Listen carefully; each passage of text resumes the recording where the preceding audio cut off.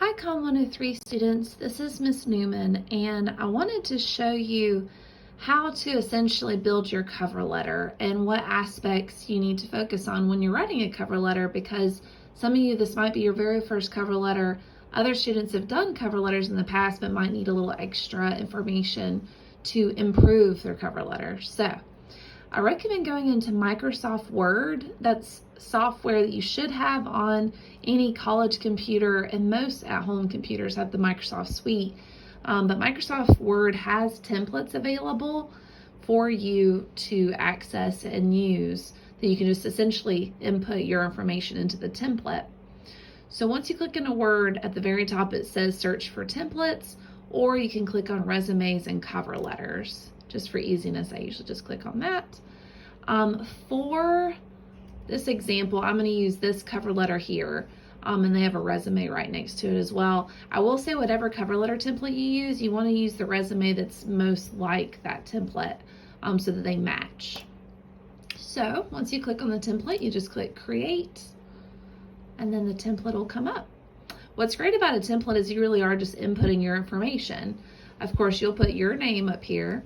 If you have a link to your LinkedIn account, LinkedIn is a website you can use to create a professional account so that your possible employer could click into your LinkedIn link and find out more information about you.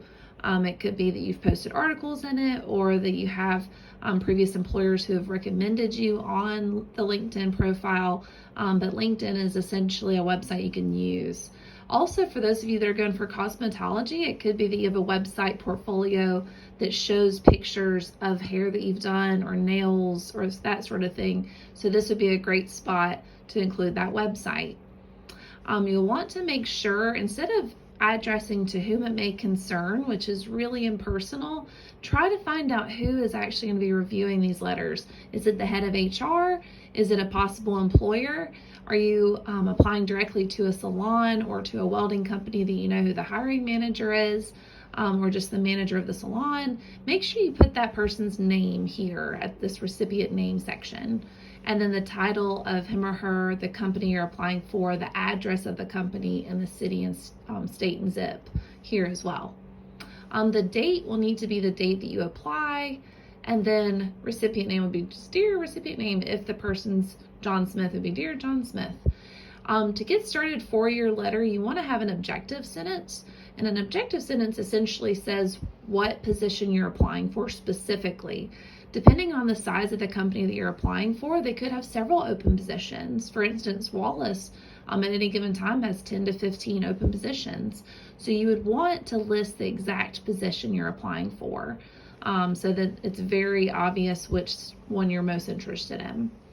So you would start off with, dear John Smith, I'm very interested in for my job, obviously, English instructor position at Wallace Community College. But you would want to say the specific position and the location, because that way they know what position you're applying for. Then you'll get into the specifics of how your education or work experience has prepared you for this position. So for instance, you want to start off with the most recent experience or education first. So for my cover letter, I would start off with my work experience at Wallace, and then I also taught at Troy. So then I would go further in and say, before Wallace, I also taught a semester at Troy Dothan, and so on and so forth. But you want to start off with your most recent experience and education first. That way they know what you're doing now and what you've done in the past. So those are aspects that will also be played up in your resume. That's a professional document we'll work on next.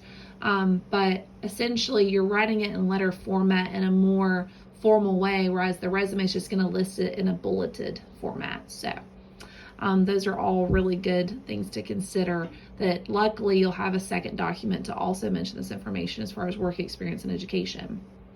You won't need to list any references or anything for the cover letter, so it really is just a letter format. They are only 1 page in length. You don't want a very long cover letter because employers are trying to get through these stacks of applications. So you certainly don't want your cover letter to be a burden if it's 4 and 5 pages long and they're just struggling to get through all that material and all that information. It's less likely that they'll be interested, but just try to keep it succinct, 1 page long, summarizing why you are the best person for this position, whatever that position is. So if you have any questions, let me know, but don't forget to take that multiple choice quiz that's also in this week 2 folder. Thanks, and have a great day.